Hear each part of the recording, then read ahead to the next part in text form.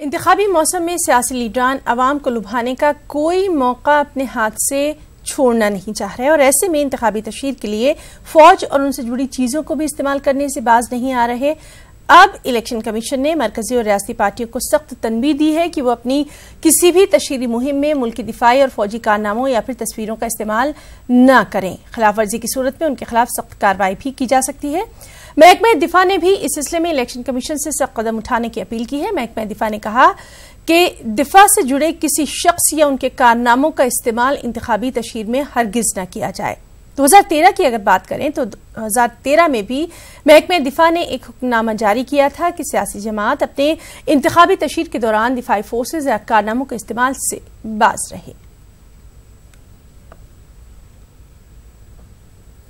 RSS के general secretary भैयाजी जोशी ने media से रूबरू होते हुए कहा कि राम मंदिर को लेकर जो मुहिम चल रही है वो जारी रहेगी जब तक कि राम मंदिर की तामीर नहीं हो जाती। वहीं भैयाजी ने कोर्ट से अपील की कि वो इस मामले में जल्द से जल्द फैसला सुनाए ताकि अयोध्या में राम मंदिर की तामीर का रास्ता साफ हो सके। हमारी तो भूमिका बहुत पहले से एक निश्चित है, वो है कि अयोध्या में राम मंदिर बनेगा, जो स्थान निश्चित है वहीं पर बनेगा। और जब ये राम जन्मभूमि आंदोलन शुरू हुआ तो उसका एक जो चित्र बनाया गया था उसी रूप में बनेगा। इसमें साथ कोई समझौता तो नहीं है, इसको हम लेकर चले हैं।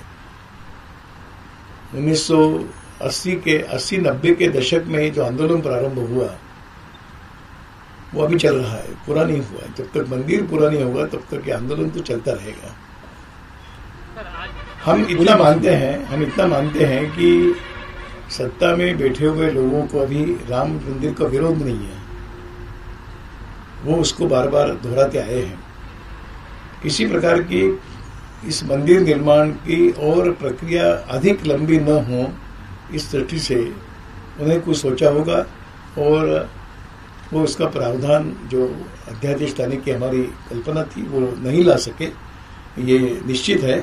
लेकिन उनके प्रतिबद्धता के बारे में हमारे मन में कोई शंका नहीं है, प्रतिबद्धता रहेगी है और वो व्यक्त भी किए उन्होंने बार बार। बस हम अपेक्षा करते हैं कि बाकी बाधाएं दूर होती जाए। दिल्ली को मुकम्मल रियासत का दर्जा दिए जाने की मांग को लेकर आज आम आदमी पार्टी के कारकुनों ने एहतजाज किया। बीजेपी ऑफिस के सामने आपके कारकुनों ने ये एहतजाज किया और दिल्ली को मुकम्मल रियासत का दर्जा देने की मांग की। इस मौके पर पुलिस एहलकारों ने बैरिकेडिंग लगाकर एहतजाजियों को रोका।